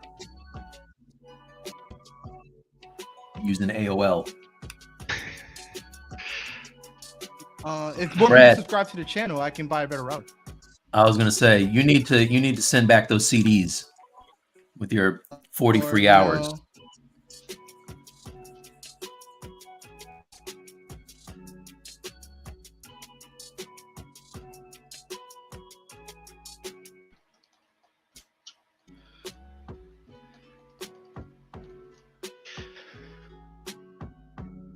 The only way I'd give up my slot is if someone already did it, and they did it better than I would have. You don't even have to. Don't even respond to his silliness, man. You don't have to. One, I'm not on dial-up. A lot of people are using my my cloud storage and not buying routers and shit. You know. Oh wait, what? Okay. Gloves are off. All right, we're gonna have a very special Saturday stream, you guys. I wish Bradley could be there to defend himself, but he'll be, doing family stuff. We go so hard on this dude. I'll just drop the stream. That's okay. I'll be watching. I'll make the room myself. How you like them apples? Tough guy. You can make it. That'll mean I can't stop it. What are you talking about? Mike, who set up everything? Come on now, stop playing. Okay, all right. Hey, you might be Neo, but I'm. It's my Matrix, baby. Okay, Morpheus.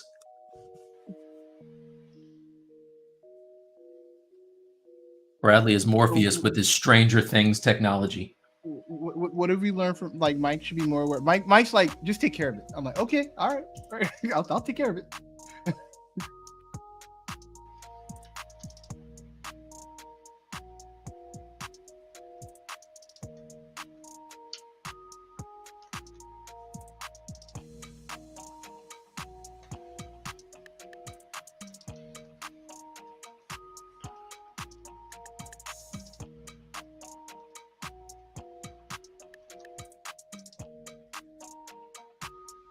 The gravity strength is the trick.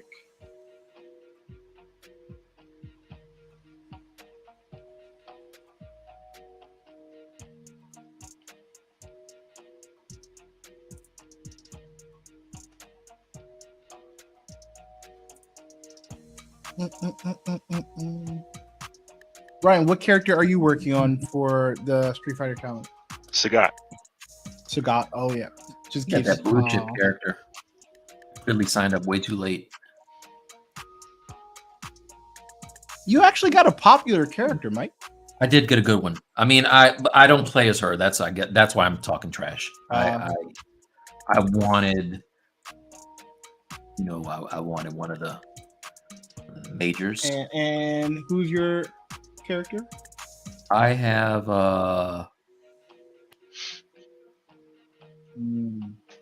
I have C Viper. Boom, take that. He thought he was gonna trip me up, Ryan. I got C Viper. Just because I'm asking questions does not mean you're you know what you did. You know, I just asked you a question. That's all. Chris Freeze knows what you did. Hey, as long as you know, right? Yeah. Well, your tricks.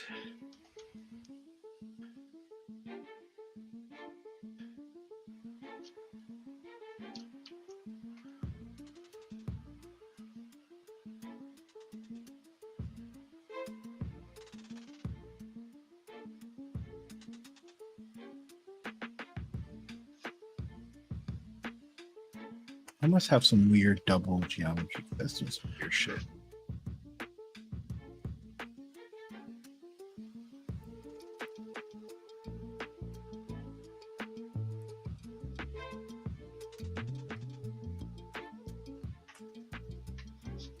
Alright, how did you guys? What made you come up with the challenge? Are you part of that story, Ryan? I'm helping manage it, but it was not my idea. Oh, so you signed up for work? All right.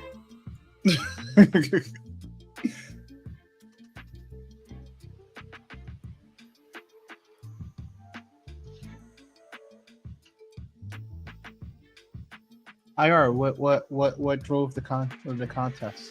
What's the story? Is it because the new game is coming out?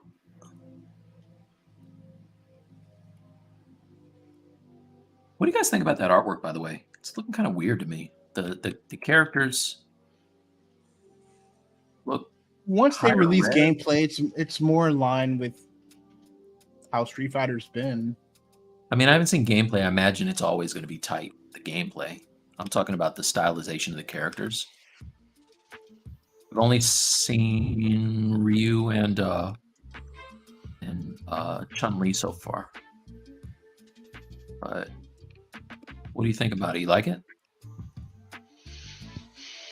It's okay. Like it's like my thing is like I saw the first trailer with all the muscles and stuff like that, like showing all the muscle animation, but then I saw the actual gameplay of it and it looks on par with Street Fighter 5 to me. It's about the same. Big That's buff, the thing, like out Ryu and Ken. Right. That's the thing. I feel like it's gotten to a point where, aside from tweaking the mechanics, it's almost at a Madden phase where you're just changing the roster and making little cosmetic changes. Like I don't know what new you're bringing to the game. I will say this: they've in Street Fighter 5 was on the market for a very long time. Like it was all of the PS4 generation. So, and they did take the approach of just adding content to it. Yeah, so they do a better job than what the Madden games do for sure. I mean, I get why they would release it, but I'm like, do you really need a Street Fighter 6 is what I'm asking. You do. New controllers, new system. Okay. That will be interesting to see if they use any of the new controller features. Yeah. I remember buying a arcade style stick for Street Fighter 4, and I was so happy. I did too. I used it like 3 times, and then I didn't, and I was like, "Oh man, this thing is big."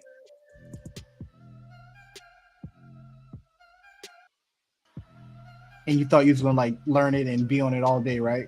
I know I did. Yeah, man. I miss the arcade days.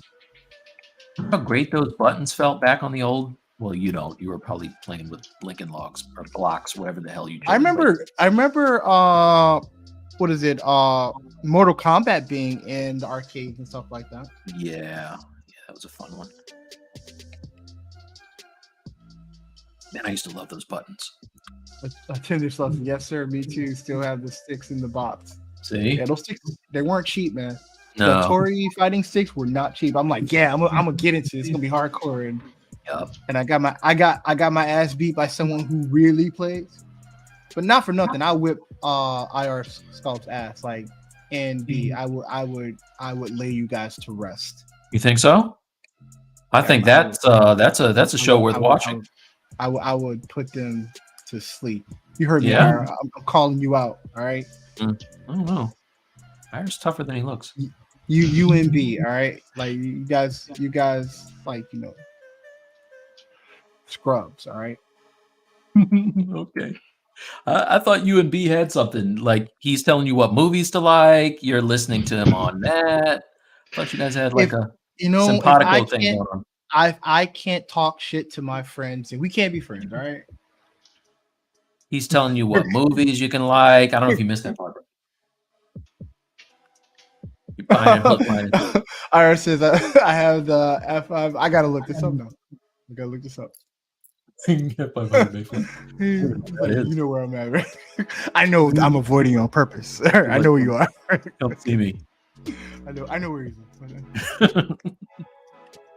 Oh, you talking back. All right. You serious. I'll walk away.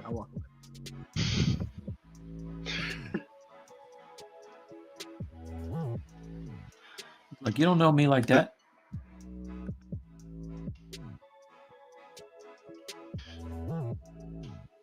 Like, I bought the fight stick, so when I showed up with the fight sticks, like, oh yeah, we can't mess with him. Like, he's serious. He got those fight sticks. That's what they say. Then you start playing, they'd be like, "Oh, it's all right, guys." It's like, oh, okay. We're gonna play you for this fight stick.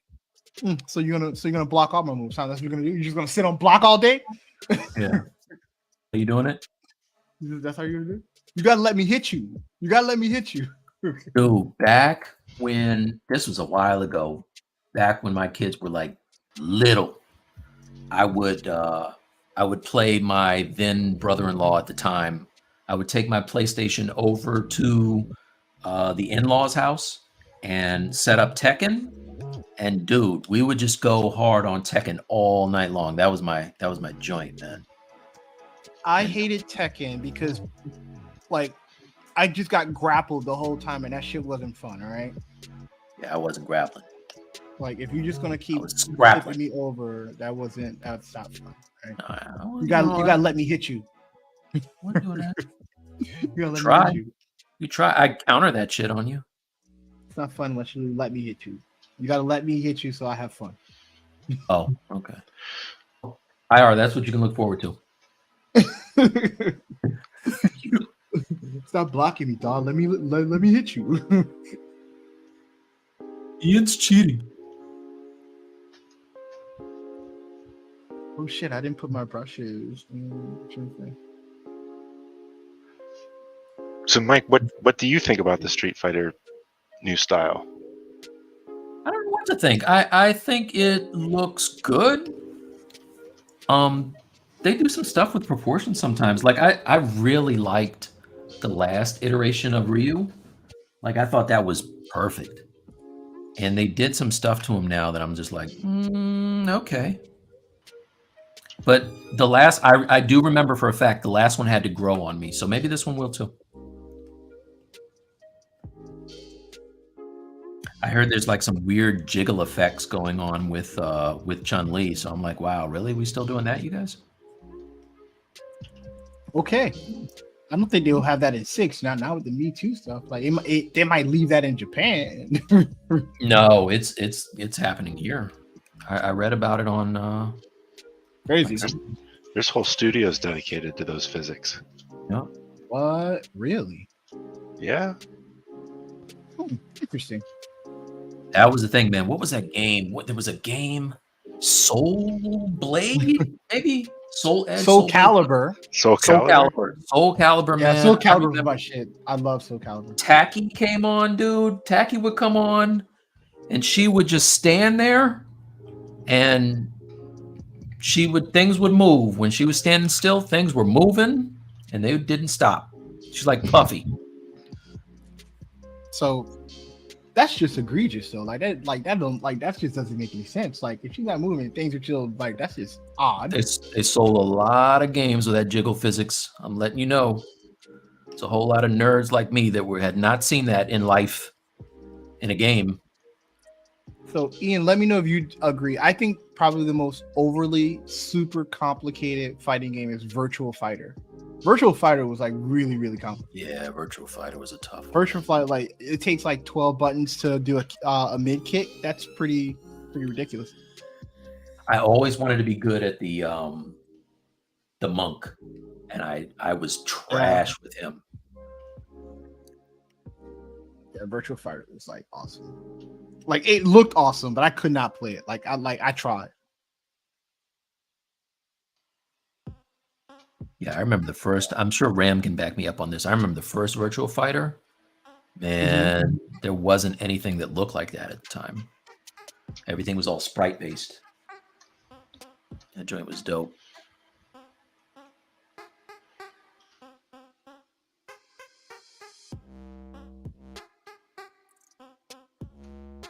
Oh, we stopped doing what's good. What's up with that, Bradley? I don't know. I have something that's pretty good. What's good, Mike? I got a new game for my iPad Pro. Man, nobody want to hear that. Hey. No, I'm gonna speak my truth about this game. Anybody who enjoyed the 80s, is a fan of the 80s, maybe you grew up playing games in the 80s. There's a game that kind of takes cues from that called Hunt Down. Hunt Down? I think it's called Hunt Down. He's like, speak on it, Mike. It's got a dumb generic name, but man, oh man, it is a fun game. You just run through. Yeah, I was like, speaking, Mike. That's right. You can play as characters such as there's a woman named Anaconda. It's pretty dope. She has an afro and a gun. and you're fighting cyberpunk thugs. One of them What's is the name of this game? It's called Hunt Down. It's Hunt Down. Fire. Mike. All right. Here's the thing. I want you to beat Resident Evil Village, and when you're done beating that game, then I can take you on some games. All right. I finished the game months ago. Did not. I did finish it. Yes, I did. So what you want? What else? What else you want? No. It's okay. When we get off here, you're gonna load the game up on your last save. I want to see the credits. I need proof. I'll show it to you. I don't appreciate that you calling me out, but I'll show it to you. I finished the game. I want to see credits. Damn it! I finished the game. At the very end of the game, the little girl is walking down the street. Don't spoil it for anybody. Don't spoil it. How old is that game? Game is ridiculously old. It's not ridiculously old. It's like a year old. Like people could still be playing that. Village? Yes. Come on, man. Resident Evil Village is like the last major. I understand that. I was the last person to buy it. I'm just letting you know, and I finished it, and I loved it. You the last person? Let's see. When did they release? I love Resident Evil. Don't test me on Resident Evil, dude. You don't want to go down that road, scary guy. I have. I'm good. You gotta tell me I'm scared. I know what I am. See? You're gonna test me on Resident Evil. I just want to watch the series. No, Village. It's not 6. It's Village. Which one is Village? Villages is 9, right? 9? 8. Resident Evil Village. 8. Village is 8. And I played 7 all the way through too. Yeah, dude, it came out May 7th, 2021. That game's still new. You still buy that game for like $50. That is not true. It's not true. Because you know I ain't buying no games for $50. all his games are on a sale. I am buying when it goes on sale, just like Comixology. I will read the series after everybody else is done with it. Oh, if anyone has not picked up their Mass Effect Legendary Editions, if you have Amazon Prime, do so. Oh yeah. It's free. Yeah. And hopefully you took advantage of the Epic Games sale. Not sale. Their free game. They had the Bioshock collection for free, which was fantastic. Sorry, Ryan, as we geek out on these games. Yeah, Ryan, you play games? No, never. No, of course. Yeah. Okay. All right. The Bioshock games are interesting, though. They scare me. So I never played them. I played them, but I didn't. Well, I think it was started to be a horror game, and then it kind of veered off a little bit. Yeah, Infinite got a little on a different track, but I still loved it, man.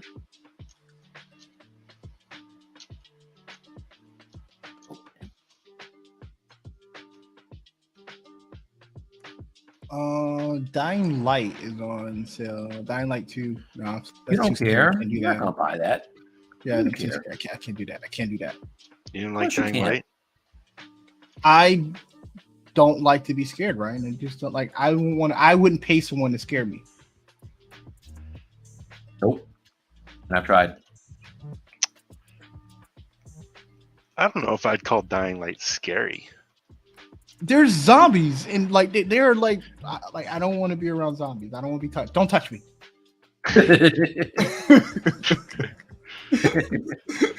So I guess that cancels out most games.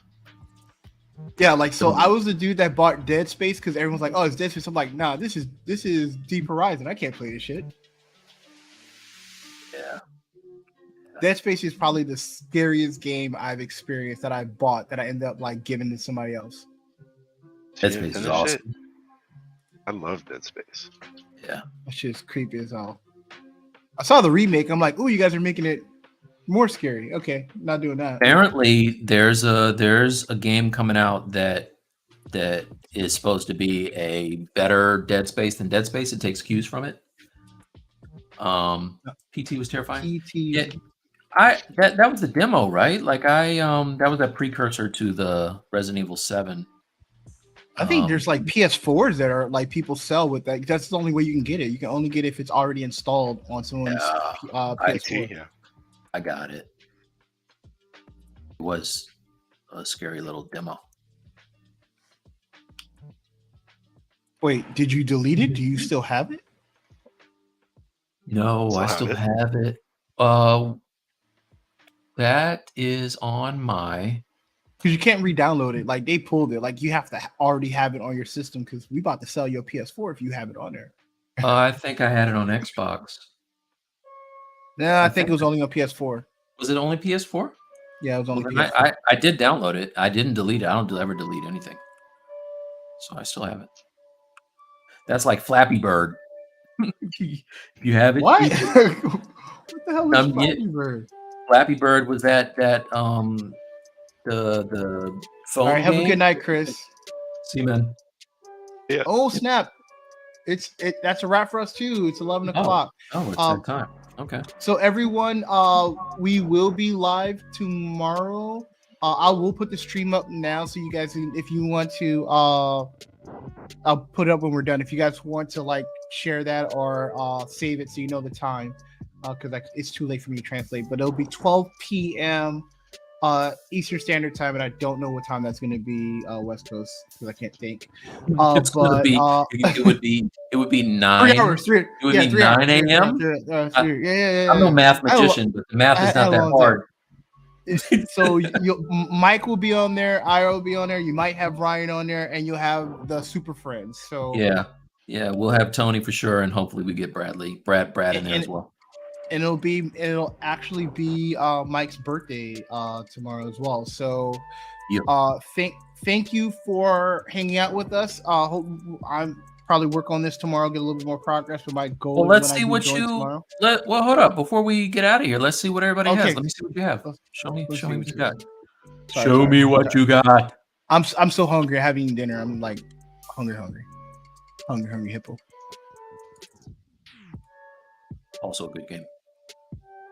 Hungry hippo. It's not a good game. It was a great game, dude. That game is awesome. I was gonna start with Ryan. Let's see where you're at. Ryan. Okay. Ryan, you really did morph that. Yeah, I did. I gotta go back and watch the tape. And then I started up Toby as well. Oh, you're just showing off, damn. Nice. They'll be hopefully ready to pose soon, so then I can do the final details. Awesome. Let's see where you at, Mike. Oh, cool. It's coming along, man. Getting there, a little better. Proportions are not as crazy as they were before. Oh, you taking the easy way out this year. Are you doing a bust this time around? No, I'm gonna do the whole thing, but this is the hard part, right? Like the rest of his body is not hard. It's getting a likeness. He still looks too scary. Simple shapes. Yeah, he still looks kind of scary to me. So. I like him that scary. You do like him? I like the way he looks there. Okay. Well, we'll see. Like, what type of animal locks up children? You saw what I did there? You saw what I did there? Mm-hmm. I did that. Hey, I see what you did there. It took me a while. Not as sharp as I used to be, but I got it now. I got it. This is where I'm at. Sculpt some clothes. Gotta do some hands. This one's gonna be done pretty quick. Yeah, I like that you got the pose already. So that's kind of it's going to be a symmetrical pose, but it works like that though. Well, that's how his images are when he's talking down to the kids. He has his hands on his side, locking them up. Is there any other way to talk to kids? Yes, there's definitely another way to talk to kids live on YouTube. You don't want to talk down to kids? I thought that's how you learn. That's how they learn. So then you charge them a mentor. Please like and subscribe. Our goal is to get to 1,000 subscribers by the end of the year. And also Bradley posing in ZBrush. Yeah, for real, right? And we will be live for Super Friends stream tomorrow. Ian said it'll be 8 a.m. his time. Ian, if you want to come in a little later, if that's too early for you, it'll be up there. But we will be. What kind of math is Ian doing? Ian. 8, 9, 10, 11, 12. 9. It's going to be 9 your time. It's going to be 9 your time. All right. Have a good night, everyone. Join us tomorrow. All right. See ya. Peace.